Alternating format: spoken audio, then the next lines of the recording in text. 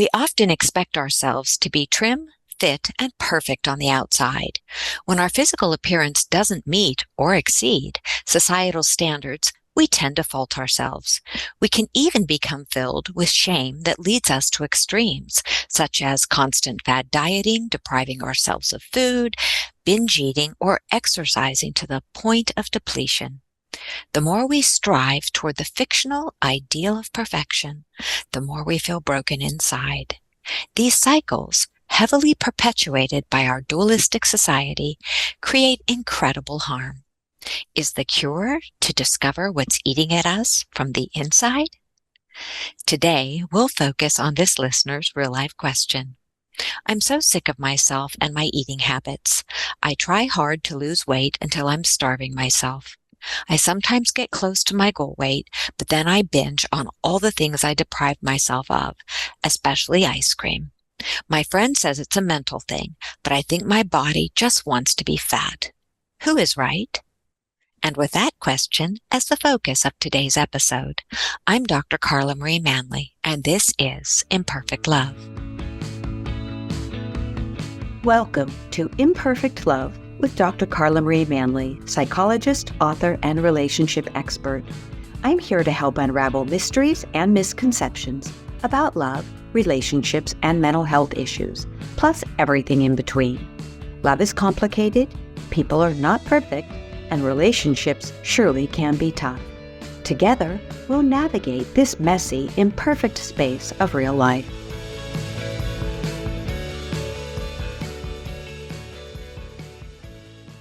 Please note, as this episode contains sensitive information, listener discretion is advised. If you need support, please see the special links in the show notes. Today, I'm joined by a very special guest, Dr. Nina Savelle-Rocklin, who will be sharing her expertise as an author, podcaster, and founder of the Binge Cure Method. She will be sharing her wisdom on the psychology of eating. Well, first, Dr. Nina, welcome to the podcast. It's such a pleasure to have you with us today. It is a pleasure to be here. Thank you so much. And now just wondering, before we launch into today's episode topic, what makes you you? Oh, you know how you're not supposed to have silence on a podcast? Two things come to mind. When I was 5 years old, which is actually a very important age for me, which I'll get into later. When I was 5 years old, I remember having the thought of, I act like I'm 5, but inside, I'm just me. I'm not even sure how to define that. But the other thing that keeps going through my mind as you ask that question is Dr. Seuss, no one is youer than you. Why? I don't know, because no one is youer than you, and no one is meer than me. So I really don't know how to answer that question other than there's only one of me. I love that. So beautiful. And it sounds like a lot of things probably make up the you are. Do you happen to have any pets or children or a spouse somewhere lurking in the background? I do. I have, not in this order of appearance, but in what you asked me, I have Zane the Dane, who is a 10-year-old Great Dane. Yes, 10 years old, but acts like a puppy. We rescued him, but I think he rescued us. He's completely deaf since birth and partially sighted, 150 pounds of absolute love, definitely a lap dog because he will sit on anybody's lap and such a sweetie. And this might be too much information, but he actually has a twin size bed that we put next to our king size bed because we have to co-sleep with our dog. And our 16-year-old daughter is okay with that. And so is my husband. Well, that tells me an awful lot about you, that you have a twin-size bed next to your king-size bed for your dog. I think my giant schnauzer would love to have his own twin-size bed, but that's probably not in the cards. So thank you for sharing that tidbit with us. I appreciate that. It's actually really beautiful. Thank you. Can you, before we get to the listener's question, do you mind sharing how you came to specialize as a psychologist? There's so many areas to specialize in, and some people specialize in, anxiety, some in depression, some in a little bit of everything. But it seems you've chosen the psychology of eating. What brought you there? Well, I'm reminded of when I was a brand new therapist, and I was going to start my first group for women with binge eating disorder. And I'd walked in the group, and here's this group of women, and they were very intimidating. They were at that time, really old, like in their 50s, and they were not so old anymore. And that, they looked at me, and one of them, she had bright red hair and really big jewelry, and she just scared the heck out of me. And she looked me up and down and says, "So what does a skinny thing like you know about binge eating?" Only she didn't say thing. So what I thought was, wow, she does not realize that I once considered myself the poster child for eating disorders. But what I said was, this skinny thing once scarfed down an entire box of gingerbread cookies in about 15 minutes flat. And I hate, despise, loathe gingerbread, but I could not stop eating those cookies. And I told the group that when I was 5 years old, again, 5, important age, I had suddenly come to think that I was too big, and I was a perfectly normal weight child. But I got this idea in my head, and by the time I was a teenager, I was in full-on eating disorder hell. I would starve myself.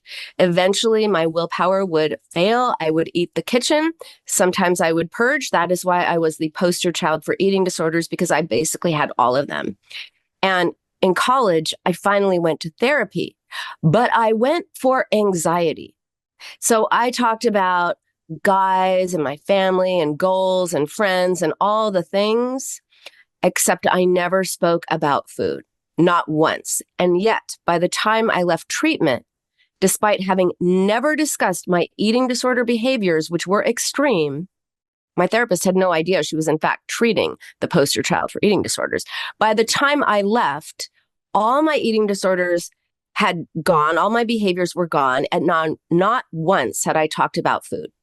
And people say, how is that possible? How do you get over all forms of disordered eating and outright eating disorders without ever talking about food?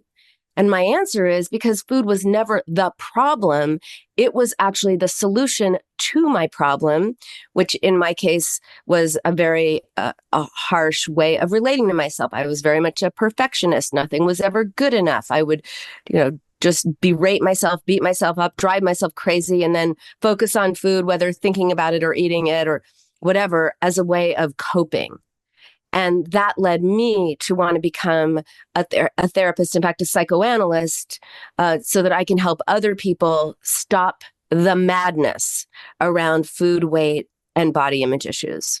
Wow. Thank you so much for your honesty, for that transparency that will allow so many of our listeners to identify with you and see that it is possible to move through eating disorders by handling those issues inside that give rise to the eating disorders.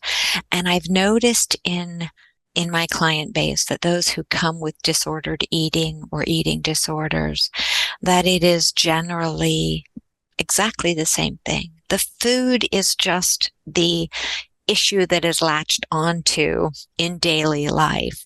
But there are messages, and so many of the people I work with, you can go back to their childhood. For you, there was no identifiable moment or moments. Oh, except for the one where, yes, I'm seeing something on your face. Please. Actually, that brings me to, I must interrupt because I must share the most important part that I left out. Why at age 5 did I suddenly and randomly decide that I was too big? Well, my parents are college professors, and they're very serious. And I was not, and still have a lot of energy. And I was constantly being told, you're too sensitive, you're too emotional, you got to calm down, you got to rein it in, you're so dramatic. And so my 5-year-old mind took this as you're too much, because 5-year-olds are very concrete. And so I took that as you're too much, as there's too much of me. And that's why I felt like I was too big. And so that really speaks to the psychology. I consider myself a detective of the mind, as are you, right? A detective of the mind solving the mystery of why, right? And so that has a lot to do with why this seed got planted in the first place. Sorry to interrupt you, but I just went, oh my gosh, I never actually shared one of the more important pieces of that. So that is incredibly important. And you're right. I often tell people, I'm like Sherlock Holmes. I'm looking for the pieces to put together. No client's the same. You just kind of hold up a lantern and go along and look for the breadcrumbs and put it together. And I agree. So thank you for sharing that piece, because there usually is, if you do enough digging, you can find a moment or many moments.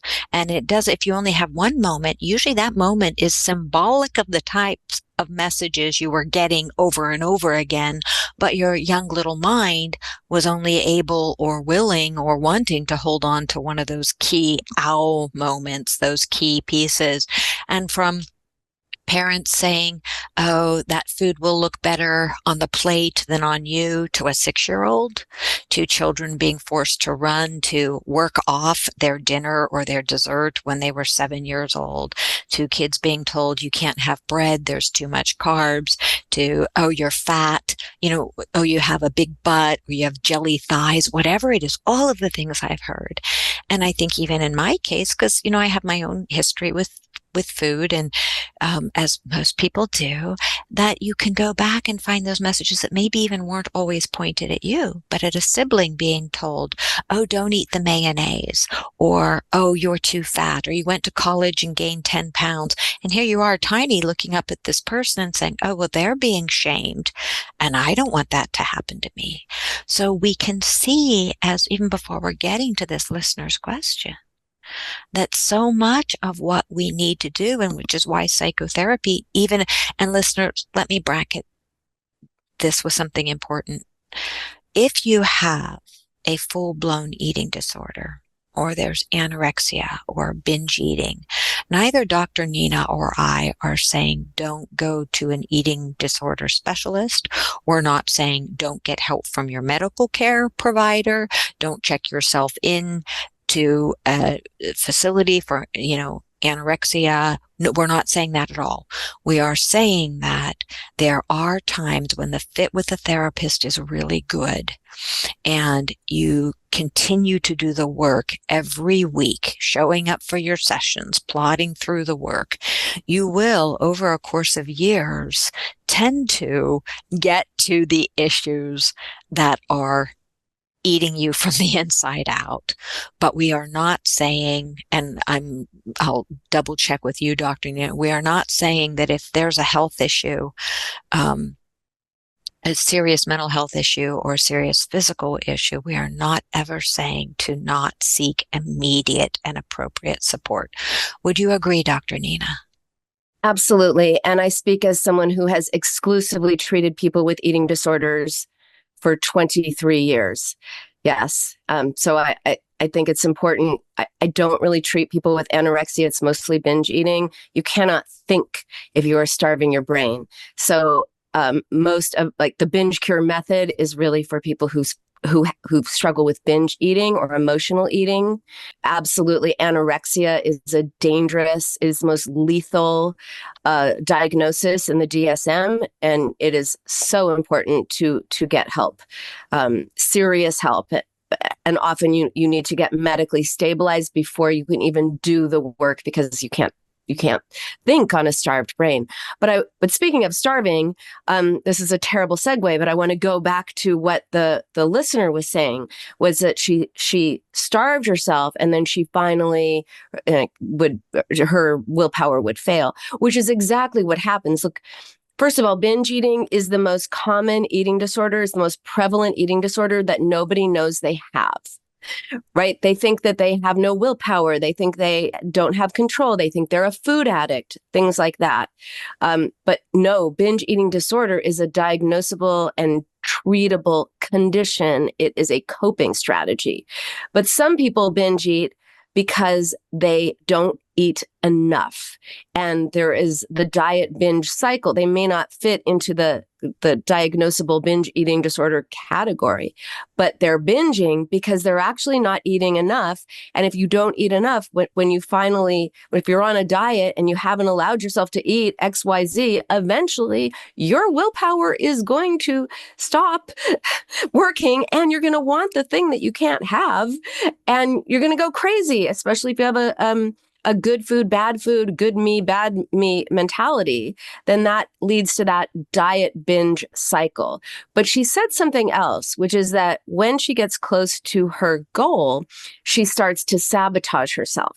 So the starving part of it, that might be, her binging might be based in some kind of deprivation or anticipation of deprivation or dichotomous thinking around food rules and all of that. But her sabotage likely has more, its roots more in something psychologically conflicting. So, for example, many people are afraid to lose weight, but they don't realize they're afraid to lose weight. I'll give you an example. This comes out of the same the same group where the woman said, was a skinny thing like you know about binge eating. Another woman, so we were looking at the underpinnings of, why, what's eating at you, what's your relationship with yourself, all the things. And this one woman kept saying, no, I just have no willpower. I just like food too much. It's just too much. And she said, every time I get close to my goal, she wanted to lose 20 pounds, I think. Every time I start eating again because I just love food too much. Well, on the last day of that group, maybe 20 minutes before the end of the group, she said something so important. She said, I'm thinking if I were not focused on these 20 pounds, maybe I would want to leave my husband. So thinking about these sabotaging herself kept her focusing on the 20 pounds that she wanted to lose instead of wanting to change her marriage or lose her husband, actually, or whatever it was that was going on. And so often we sabotage for a reason that's out of our awareness, but not out of operation, the very definition of unconscious motivation. And it's really important to dig deep. One of the most prevalent reasons for sabotage that I see is one that surprises everybody. And initially they say, no, you're crazy. And that's this: fear of happiness. And when I say, I think you're sabotaging yourself because there's a part of you that's afraid to be happy, to feel too good, whatever that is, they usually say, are you crazy? I will be so happy when I not only lose weight, but lose this obsession and preoccupation with food. But when we dig deeper and we look at some of the societal prohibitions against trusting happiness, like, oh, the other shoe's going to drop, or it was too good to be true, or something like that, then people start to look at, oh yeah, maybe I'll get punished in some way by the universe if I let myself feel good. And as long as I don't feel good about my weight, I'm safe from that punishment of the universe. Or it also keeps them from thinking about other things like the woman in the group that they don't want to think about. Like if you're thinking about your weight, you're not thinking about other things that might be disturbing and upsetting to you. Absolutely. I agree. And I see it the same in my practice where people, they do want to lose the weight. One part of them does want to lose the weight. The other part has that secret awareness that if I lose the weight, then I'm going to be getting different clothes. There's going to be a different me. So I might want this different career. I might start really dating, and I don't have this insulation of body mass around me, or I might do this, or I might start doing more socializing or more of these activities. I might actually put myself out there into this scary big world instead of being reclusive and using my weight as the reason why I'm not getting out there. So I agree. I've seen that one. And I'm curious if you see this one.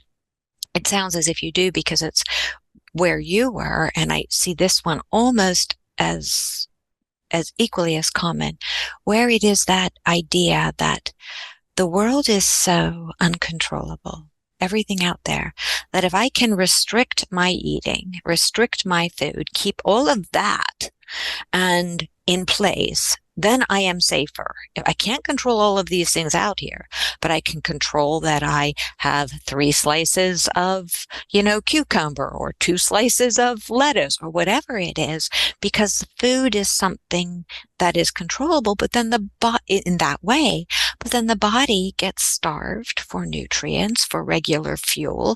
And then, just like if you were starving yourself of water, if you wouldn't give yourself water, you're going to go into that lake and drink, maybe vomit from having drank too much. But the idea, what our bodies really like, is steady portions, consistent portions, little snacks. But often that's what we don't give ourselves, because in our brains, we think that will make us fat, or that is not healthy. What do you think about that? Because it's tied to perfectionism, but it's also tied to heavy anxiety about the state of the world and all these things we can't control. I agree. And also, powerlessness over the world we can't control can be displaced onto powerlessness over food.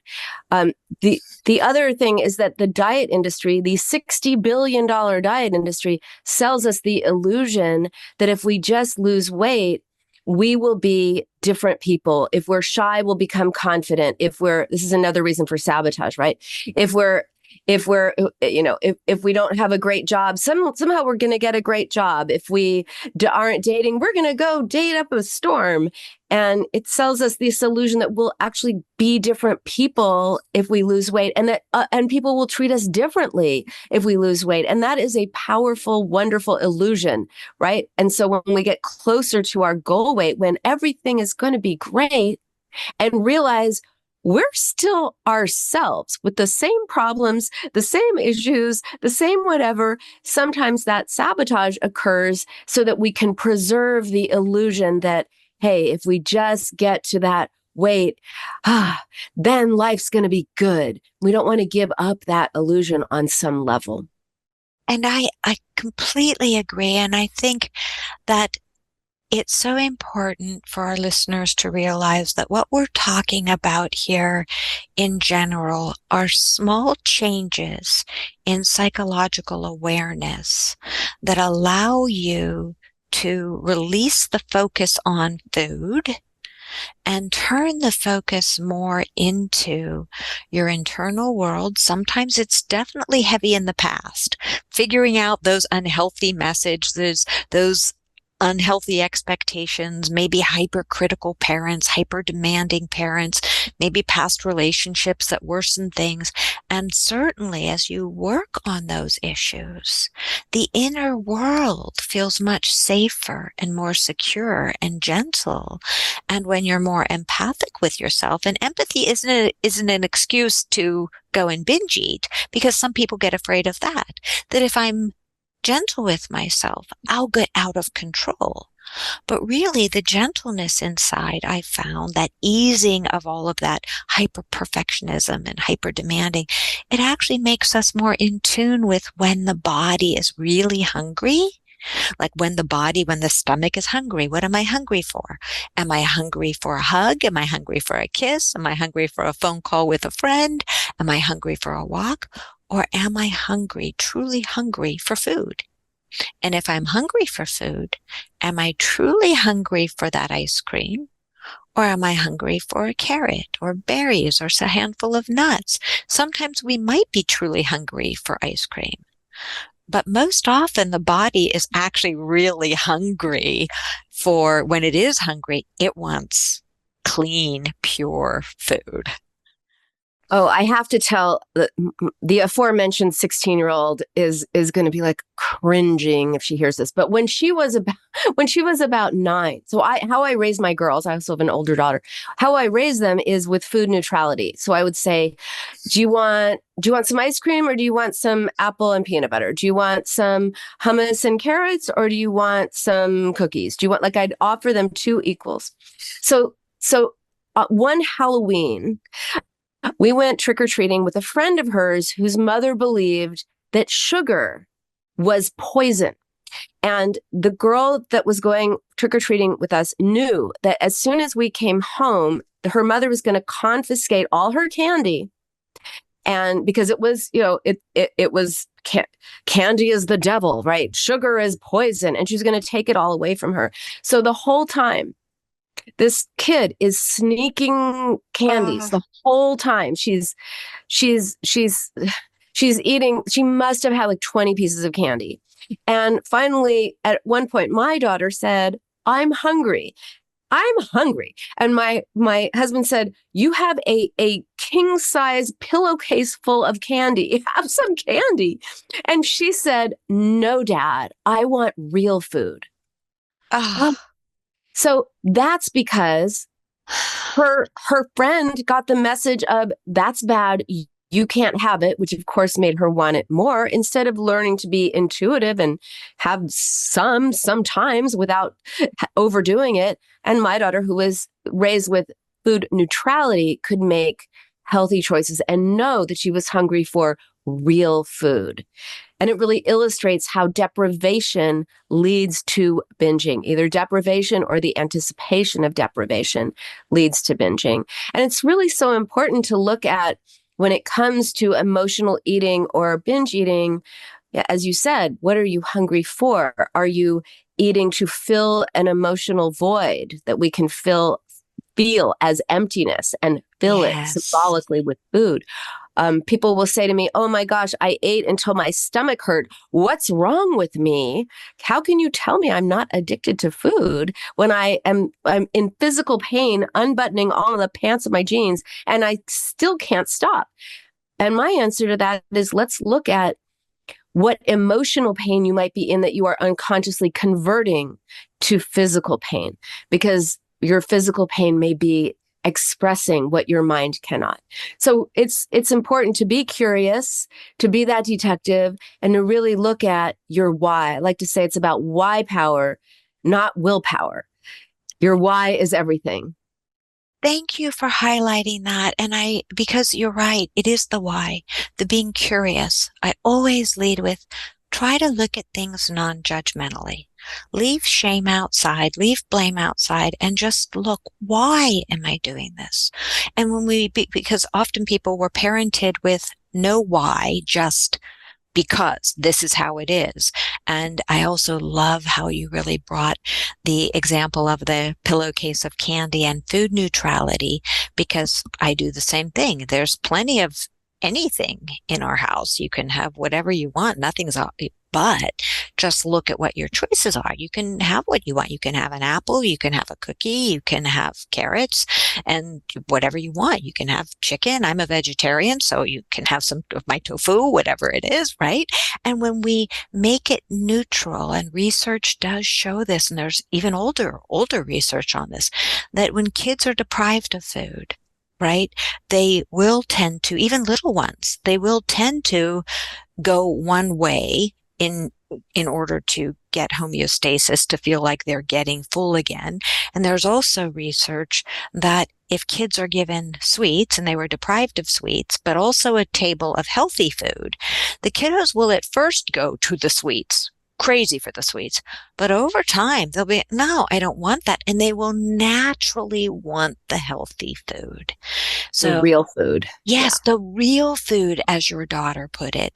And when we look at that, it really reminds us that if we're starting from that place as kids or teens or as adults, it's not wise to deprive ourselves, because we always want what's forbidden. As human beings, we are going to want that thing behind the glass. We are going to want that thing behind the locked cabinet.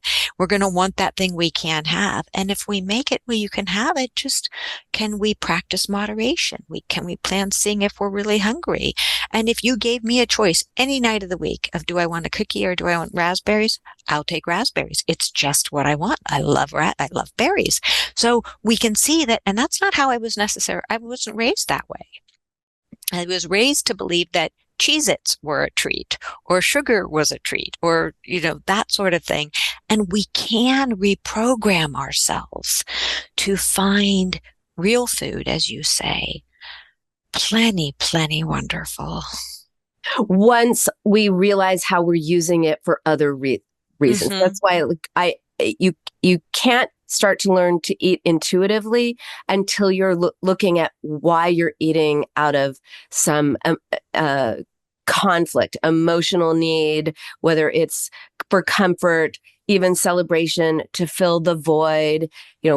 Until you look at what are the holes in your life and find new ways to fill them, you might use food for that purpose. Until you learn new ways of comforting yourself, you might comfort yourself with ice cream. But when you do learn new ways of responding to yourself and relating to yourself, you don't need to eat for that reason. And when you learn to trust people, also, food is always reliable, predictable, and available. Yes. People can be unreliable, unpredictable, and unavailable. And often we can turn to food, which on some level represents relationship, because our first experience of being fed is of being fed by a person. But when we learn to turn to people who are trustworthy, when we can have fulfilling, notice the language, satisfying relationships, we don't have to be satisfied and fulfilled symbolically with food. And then you can really naturally learn to be intuitive with your food. Absolutely. And I love that we're taking this thread, because we can see how it's the same with anything that we overdo in life. Although some of them are more socially acceptable. If we overwork, we're applauded for it. If we overexercise, we're often, great physique, good for you. You ran, 82 marathons over the last month, whatever it might be, right? And so we're applauded for certain excesses, yet food and a poor relationship with eating is one of those excesses, especially if it's excess weight. If you're underweight, people are far less likely, unless you're emaciated, to look at you askance. But it is one of those, and there is that similar thread when we are overdoing something, having, too much sex with strangers or, complete strangers and unprotected. So we just look at that and say, why? Not judging the person, but is this making you happy? What are you looking for when you're doing this? What are you looking for in, 5 ice cream cones a night? What are you looking for? What, as you say, what void are you trying to fill? And I think that's such an important piece to notice, that it's not just food that affects us in this way. It's a very natural human tendency when we feel alone or unworthy or isolated or sad or depressed. We might turn to a coping mechanism that either society really applauds or one that society doesn't. And overeating is one that society does not applaud, but it also has serious health consequences. So thank you for drawing that out. Now let's look back to the listener's question. If they're listening, they might be saying, okay, so you still haven't answered my question. Is it a mental health issue? Which we're both agreeing it's, or is it just that her body wants to be fat? Nobody's body wants to be fat. Your body isn't like, let me make you fat. No, your body is not an entity. Your mind, and one of the things that people really need to realize is that you're not just a brain. Like people are like, my brain is craving sugar, I'm addicted to sugar. No, your mind, you have a mind as well as a brain. So I would say If you are starving yourself, you are setting yourself up for the diet binge cycle. So starving is dieting, and that is followed by binging. And then of course you go like, oh my God, I can't believe I ate all that. Let me go on a diet again. And then you stay in that diet binge cycle. So rather than starving yourself, look at what is your motivation for losing weight. How can you lose weight in a way that is safe? What are you starving for in life, by the way? How are you deprived in life? Take a look at that. But if you get close to your goal weight and then you sabotage yourself, something is going on. There is a reason for that. You are afraid of something. It's a wish-fear dilemma. The wish is, I want to lose weight and then life will be great. The fear is, oh, but it won't, because then I might be impulsive, or I might have to look at something I don't want to look at, or then I'll have expectations on me, or all kinds of things. And so really dig deeper than the surface. I like to think of emotional health rather than mental health. Turning to food is a way of coping. When you can identify what you're coping with, what's eating at you, and find a new way of identifying it, expressing it, and responding to yourself, everything with food will change, because you're not going to need it to cope. I co-edited a book called Beyond the Primal Addiction. And to your point from a few moments ago, all of these addictions that we talked about, whether it was food, although I don't believe in food addiction, maybe eating addiction, but sex, shopping, all the things, they're all coping strategies. Mm-hmm. Work, we talk about work too, a virtue and a vice, but they're all ways of coping. And when you learn new ways of coping, which is easier said than done, but possible, then everything changes with food or whatever else that you're grappling with as well. Excellent. Now I have a question that I imagine some listeners might be asking after we talked about the whole fat word. I believe that each body has a set point. Some people's natural set point is to be more on the thin side. Some people are on like a really medium side, and some tend to be a little curvier naturally. And I think that's really healthy for us to know and not battle against our body's natural set point. And we tend to know what that is. And it doesn't have anything to do with the scale. It tends to be that place where we're like, I feel good. I can do what I want to do. I feel good in my skin. And that is different for everyone. We're not all meant to be, 5X, whatever it is, and X number of pounds. We all meant to be a little bit different. Would you agree? Absolutely. And I would also ask the listener what she meant by my body wants to be fat, because I have had someone who was 5'7" and 92 pounds back when I used to treat people with anorexia tell me she was fat. So, what does that person mean by my body wants to be fat? What is fat to you? And often we think that by losing weight, we lose the parts of ourselves that we don't like. So somehow, again, if we're shy and scared of the world, and if we don't like that about ourselves, we imagine if we lose weight, we're going to be outgoing and comfortable. But you cannot change your personality by changing your weight. Gotta tell you, sorry, diet industry, you've sold a bill of goods, but we have to go inward. Happiness is an inside job. It is not to be found on the scale, which cannot measure your value. And you've got to find a way to like yourself, accept yourself, the things you like, the things you don't like so much, but maybe you can work on changing, so that you come to a healthy relationship with your whole self. I 100% believe that. I think that my first book, Joy from Fear, it's certainly not focused on eating or eating disorders, but it is what we're talking about here. The more you dive inside to figure out what your fears are, your unrealistic fears, not the fear of the dog biting you when the dog has bit you before, right? That's a realistic fear. You live next to a dog that bit you once, chances are it'll bite you again.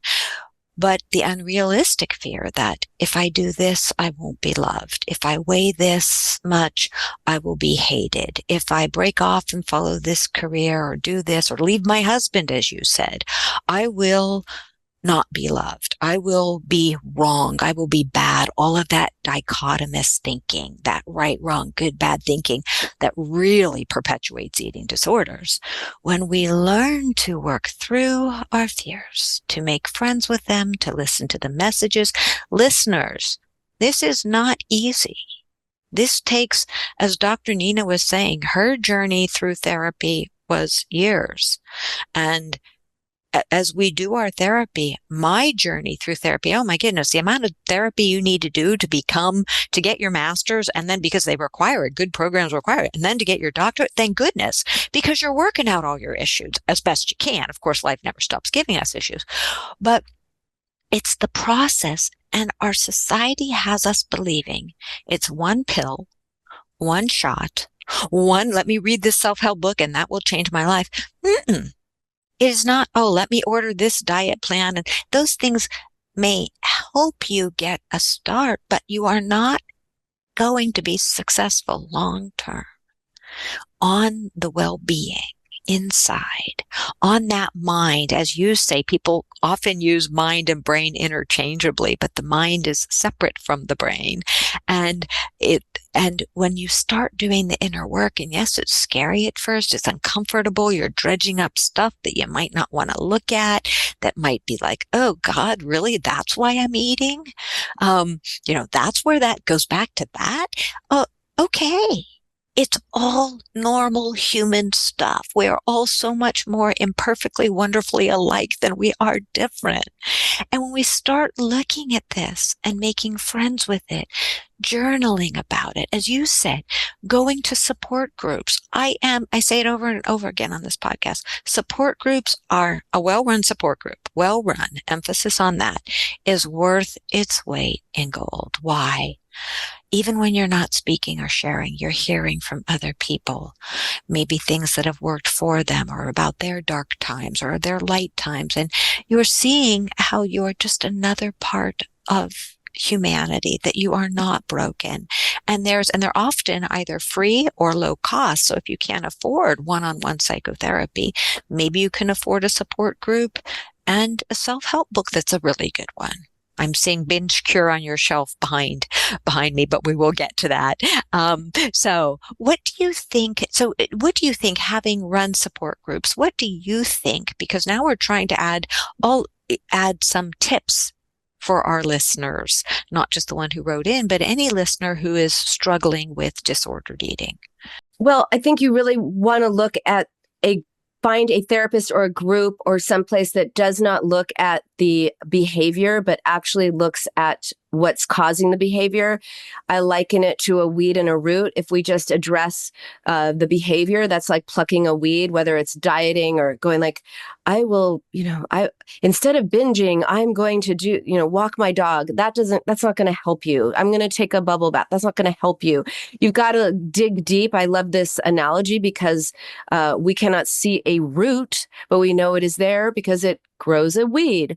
So it's in the dark, and we're in the dark about aspects of ourselves. And we really need to dig deep to get to those roots. And when we do, the weed is gone. And that is why I say it's a binge cure method, not a binge recovery method, because recovery means you have to wake up every day and go, okay, I'm going to be good about this thing. I'm going to be good. I'm going to be mindful. I'm going to be whatever. No, I want you to wake up and think about your day, not your diet. So that's why I believe in the cure, in liberation. So when you get to those underlying reasons for why you're doing what you're doing and find new ways of coping, that is going to be transformative for you. Brilliantly said. And I agree with you. So many therapists must use that same analogy. It's like that, I talk about the clover. You see the clover at the top, but if you don't do the work to get down and get all of those roots from that clover, that baby's going to be sprouting up by morning, it seems, because then you see it right. You're like, I thought I pulled that out. It's because you didn't do. Yes, it takes more work. You have to go and get this special spade, and you have to dig down. You have to be really gentle pulling it up. And that's what we need to do. And we're working with aspects of our society and listeners. Dr. Nina and I get that it's hard, and we get it's laborious. But this kind of work, there's no way round doing the digging. There's no way around it. And once you get used to it, I think it actually gets to be a bit of fun. It's not this black psychotherapy. I think it's just a wonderful for those who have the opportunity. It's wonderful because you're learning and you're growing this beautiful you. That's what we're here for, to grow this beautiful us on the inside. I really love what Michelangelo said, and I say this in my mainstream book, that Michelangelo was once asked, how do you turn these great blocks of stone into statues? And having seen the David at the Uffizi, I mean, oh my gosh, how did he do that? But he said, I do not turn the stone into statues. I free the statues from the stone.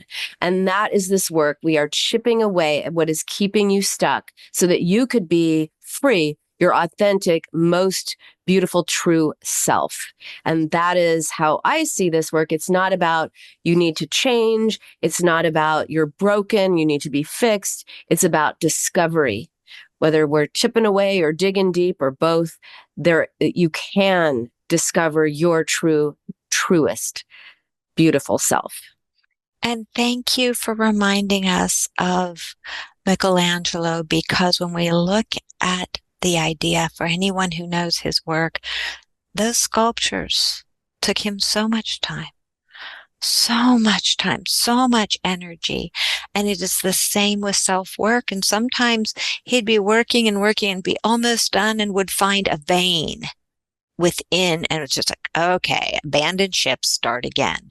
And that is the work of the self. We just need to be patient and realize that, especially with food. And I want to go back to the piece you said. It's our earliest relationship. Being fed by a caregiver, whether by the breast or by the bottle, however, that's what we know as primary relationship, as primary soothing. And so, of course, it's natural for us when we're stressed or sad or lonely. It's natural. It's hardwired into us. And it is about digging in and not just fixing it in the moment, but going back and saying, what am I longing for? What emotional nourishment, what 𝐂𝐈s are inside me that want some attention and some attunement and some loving and cuddling, and that is such precious work. And I agree with you. The diet industry has it all wrong. They're making tons of money. Drug companies are making tons of money. And really, the cure is, as with most, not all mental health issues, the cure is within. So, Dr. Nina, you are just such a wealth of knowledge. Can we go into a little bit? You talk about the 7 steps and we don't want to give away the whole book because we want to leave some things for listeners to find within your book. You've given us some lovely broad brush strokes and an acute awareness of how much it is self-work and guided self-work. We're not asking you just to start this, listener, without having some tips. And that's why Dr. Nina's book is such an excellent guide. It breaks it down into 7 doable steps. Could you highlight just a few pieces, Dr. Nina? I want to highlight, a few, with one story about a woman I called Jenna, who told me that she's like, Dr. Nina, maybe some of your other people are dealing with emotional things. She tells me she's a food addict and can prove it, knowing I don't believe in food addiction. So I said, okay, I'm all ears. And she told me that the night before she was watching TV and all of a sudden Ben & Jerry's was calling her name. This is how she put it. Calling my name. I'm addicted to Chunky Monkey. Oh, well, wait. What were you watching on TV before Ben & Jerry started calling your name? She tells me it's Charmed, her favorite guilty pleasure. So because she's doing something she enjoys, there's no reason, or so she thinks, that she would want to down a pint of ice cream. What was the episode about? Oh, it's when this demon comes down, breaks the bond between the sisters. They start fighting. It gets very nasty and contentious. I know that Jenna has a terrible relationship with her sister. So I say, oh, sisters fighting, huh? And that's when she gave me that, Home Alone, hands on her cheeks. Oh my gosh. Because that's when she realized watching the show activated her sister stuff, her feelings about her sister. But before it was reaching conscious awareness, she went to ice cream for comfort and distraction. If we had just talked about, well, when ice cream calls your name, do this, do that. No, we had to look at what was the real cause. And so in my book, I help people identify the real cause, as I did with Jenna. So when she was able to cope with and work through and process some difficult feelings about her difficult sister, ice cream stopped calling her name. So in my book, I help you identify what are those hidden roots. What are those hidden reasons why you might be turning to food? You might think it's I'm addicted to Chunky Monkey. Something else is going on. And then after that, you have to learn how to express your feelings. We're told in our society, especially women, don't have feelings. Well, men are told, don't be sad, don't be vulnerable. Women are like, don't be angry, don't be this, don't be that.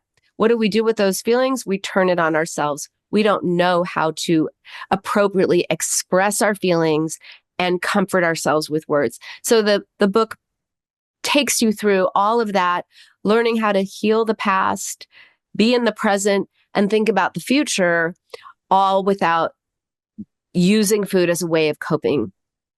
And that's the general overview.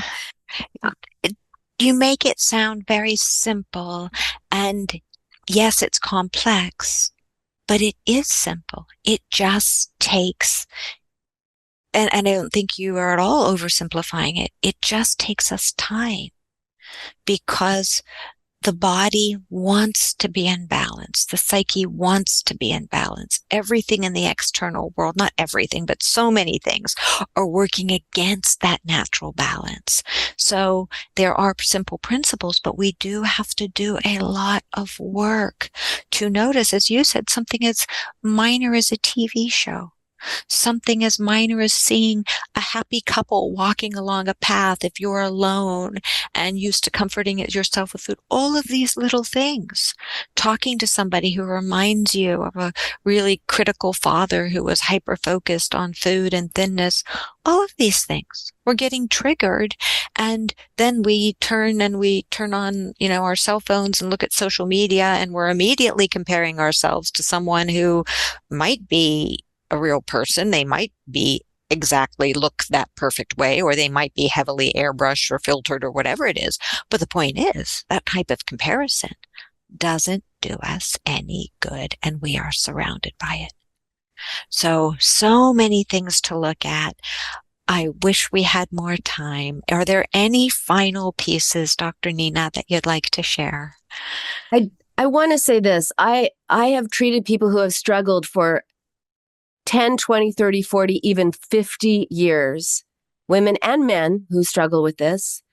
And I want you to know, no matter how long you have struggled, there is hope. It is never too late to create change. It is never too late to create a new awareness and new ways of understanding and responding to yourself, so that you stop using food for comfort, distraction, to express something unconscious, whatever it is. There is hope. That's what I want to say. Thank you. And I 100% agree with you. And I also meant to affirm what you were saying about the emotions. I often say men are allowed to be okay or angry, right? Sometimes a wee bit sad. Women are allowed to be okay and happy, but not too happy. Because if you're too happy, then there's something wrong with you. And we're not allowed to be angry, because the minute we get angry, somebody's calling us aggressive. And so forget the fact that we're allowed to be assertive, but people say the minute you speak up for yourself, oh, you're angry, you're aggressive. No, I have boundaries. So when you realize that so many people don't know how to use their emotions because they weren't raised to use their emotions. I certainly wasn't raised to use my emotions. I was raised to keep my mouth shut. And so these are things we have the right, and I often say the responsibility of embracing and learning and seeing it as truly fun. Because when we get to know more about ourselves, then we're making the most. We are freeing ourselves from the stone, as you said. We are freeing ourselves. I just love that image. And so it's beautiful. Well, Dr. Nina, thank you so much. Where can our listeners find you? everywhere. I'm on, you can find me on my website, which is Dr. Nina, DrNinaInc, Dr. Nina Inc. You can find me on Instagram at Dr. Nina Psychoanalyst. You can find my YouTube channel, The Binge Eating Cure. You can find me on TikTok, The Binge Cure. Also, you can listen to my podcast on Voice America, but called the Binge Cure with Dr. Nina. You can listen to my old radio show, the Dr. Nina Show on LA Talk Radio. Also is on Amazon, on Amazon Podcasts, on Apple Podcasts. And you can find my book, The Binge Cure: 7 Steps to Outsmart Emotional Eating, on Amazon, as well as the accompanying workbook, the Binge Cure Journal, which gives you so many ways to take the principles in the book and apply them. So if you don't have a support group, and you can join my Dr. Nina's Food for Thought community on Facebook. If you don't have a support group, even if you do have a support group, join me there. Get the book. It will really help you on your path to freedom, liberation. Well, listeners, there you have it. You will not be able to not find Dr. Nina. She is truly everywhere, and such a joy to connect. And what a gift to have you share this wisdom with our listeners. And I really believe with guests like you, we can help the world one step at a time become liberated from all of this craziness in the external world that is getting us so off kilter emotionally, mentally, physically. So bless you and thank you. And anything else, Dr. Nina? Just thank you for having me. And it was a pleasure to have this discussion with you and really help, because it's not just about food, right? It's about our humanity and changing the way we think about being human. And that I will stop, because that I could go on and on. So yes, and you have a Great Dane and a daughter to get back to. So I plus do. a husband. Yes. Well, thank you so much. And listeners, I thank you so much for joining us today. This is Imperfect Love. Thanks so much for sharing your time with me today. Remember, you have the power to transform your life and love fearlessly, if imperfectly, and it's my privilege to help you along the way. You can find more life-changing content, including my books and other podcast episodes, at drcarlamanly.com. Feel free to submit your own confidential questions through my website. I'll do my very best to include your issue on a future episode. If you found this podcast helpful, please subscribe and leave a review. Until we connect again, this is Dr. Carla Marie Manly wishing you oceans of blessings and love. Please note, this podcast is psychoeducational in nature and is not intended to replace formal mental health support. Please contact your healthcare provider or emergency hotline if you need psychiatric care. And as always, please take good care of your amazing, wonderful self.